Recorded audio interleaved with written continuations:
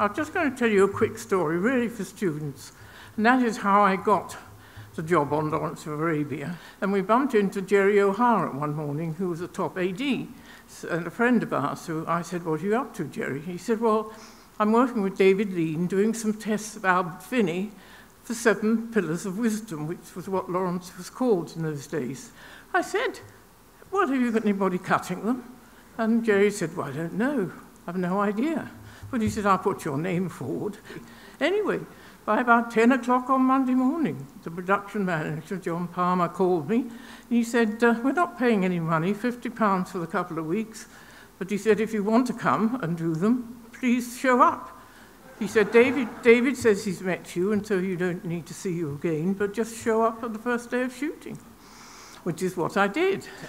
And to be suddenly thrown into something like that was very nerve-wracking. Anyway, David and I ran the dailies together, and he gave me some notes and things. And I went away and cut the first sequence, or scene as it were. And then the next night, or 2 or 3 nights later, we were running. He'd then gone on to the other scene. And he said to me, "Have you cut the first scene?"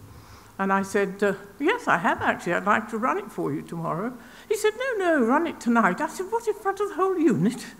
I said, "I'd like to show it to you first." No, Annie," he said, "don't be so stupid. Just go and get it and run it." Which I had to do. I was very nervous about it, but anyway, I ran it, and I couldn't tell you a single cut went by. I was so frightened. Anyway, he got up at the end and said something that's one of the nicest things I've ever had said to me, and that was, "I've never seen anything else ever cut exactly like I would have done it myself."